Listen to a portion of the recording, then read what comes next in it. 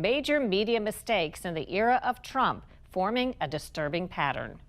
And now, the President and First Lady of the United States will take their first dance. The tone was set on President Trump's first official day in office. CNN claimed Nancy Sinatra was not happy about her father Frank Sinatra's song My Way being used at Trump's inauguration. I did it my way. Nancy Sinatra responded on Twitter, "That's not true. I never said that. Why do you lie, CNN? Actually, I'm wishing him the best." Meantime, Time incorrectly reported that President Trump had removed the bust statue of Martin Luther King Jr. from the Oval Office. That false news went viral.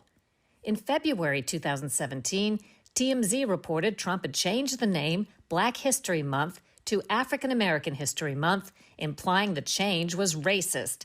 In fact, it turns out Presidents Obama, George W. Bush, and Clinton all called Black History Month African American History Month. Also, the Washington Post reported on the cabinet battle over Trump's immigration order. The article was repeatedly updated to note that one of the reported meetings did not actually occur, a conference call did not happen as described in the article, and actions attributed to Trump were actually carried out by his chief of staff. And the New York Times reported on supposed contacts between Trump campaign staff and senior Russian intelligence officials. FBI Director James Comey later testified it was not true. That report by the New York Times was not true. Is that a fair statement? Yeah, in the main, it was not true. In May, the BBC and The Guardian reported because Trump wasn't wearing headsets, he didn't bother to listen to the translation of a speech by Italy's prime minister. But Trump was wearing his earpiece in his right ear, as always, said the White House. In June 2017, NBC News reported that Russian President Putin said he had compromising information about Trump. Actually, Putin said the opposite. Do you have something damaging on our president? Well, this is just another load of nonsense. Where would we get this information from? CNN and ABC falsely reported that FBI Director Comey was going to refute Donald Trump's claim that Comey told Trump 3 times he wasn't under investigation. Instead, Comey confirmed Trump's claim under oath. It appears that you actually volunteered that assurance. Is that correct? That's correct. CNN retracted a report claiming Congress was investigating a Russian investment fund with ties to Trump officials. Newsweek reported Poland's First Lady refused to shake Trump's hand, but later acknowledged she did.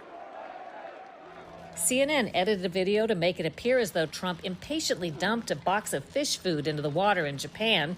The full video showed Trump had simply followed the lead of Japan's prime minister.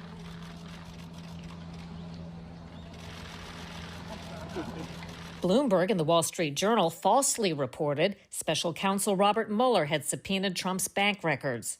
AP reported a new survey showed trust in the media had fallen during the Trump presidency, but the survey was actually conducted under President Obama.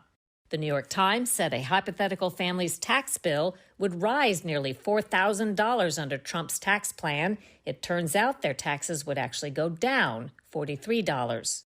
The New York Times and CNN shared a story with photos of immigrant children in cages. It turns out the photos were from 2014, during the Obama administration. In December 2018, NBC reported Trump was the first president since 2002 not to visit the troops at Christmas time, but Trump actually left the White House on Christmas to visit troops in Iraq.